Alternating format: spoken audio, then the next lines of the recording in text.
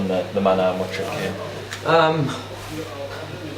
It's a bit gut-wrenching, to be honest with you, because find yourself 1-0 down, pulling it back to 1-8, then 2-1 down towards the end of the game, and then a minute into injury time, getting an equaliser and thinking, we've done well to get back into the game and hopefully get a point in the game, to then concede another goal a minute later was really disappointing. The most disappointing thing was it was 3 set pieces that's cost us today.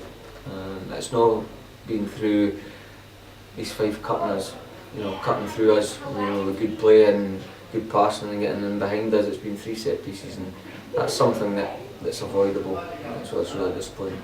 Yeah, we just said in recent weeks it's been 2 steps forward, but today has been a step backward for you. Well, it has, and that's football for you. The minute you think you're starting to go the right way, you get kicked back down to earth, and that's how you respond.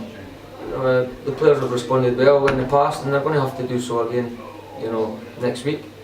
Unfortunately, we've got to wait till next week, because I know from the players the way that they've reacted after the game today, that they're determined to try and get the next game as soon as possible to put the disappointment of what happened today, out their system, and we can do that by getting a victory next week. And just with 3 home games coming up as well, it's the perfect chance to try and just sort out the.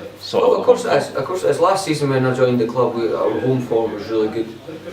This season has been very indifferent.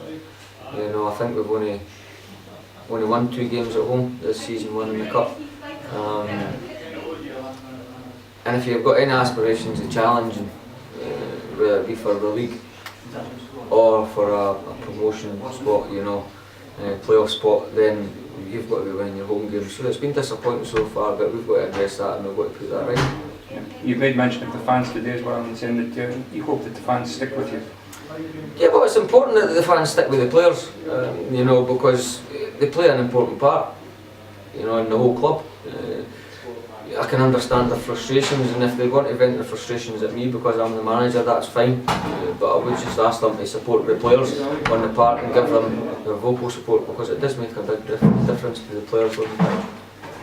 Yeah, and we made mention as well, Stephen Tullett, he said his experience was missing today. Might have saved you at the end? Well, at the end, yes, because understandably the adrenaline was pumping after getting an equaliser so late in the game, and a wee bit of experience there with it just says, right, look, we've worked really hard, we've got ourselves a point. I know it's not what we're looking for, but we had none a minute before that, so let's just hang on, see it out, and we'll get a point and move on to the next game. But we showed a wee bit of inexperience there and try to get the ball forward when it wasn't really on, and then it goes right up the park and we concede a corner, and through the corner we concede again. So his experience might have helped in that occasion. Yeah, and finally on the subject of Stephen, what's the prognosis? Well, he's getting an operation hopefully on Tuesday. He's got a depressed fracture in his cheekbone. Unfortunately, it looks like after operation you're looking at 6 to 8 weeks. So without him then, it'll be a big loss. But his loss is at the moment Dean Hoskins' gain, and it's up to Dean to continue playing the way he has in the 2 games, which I felt he's done really well since he's came in.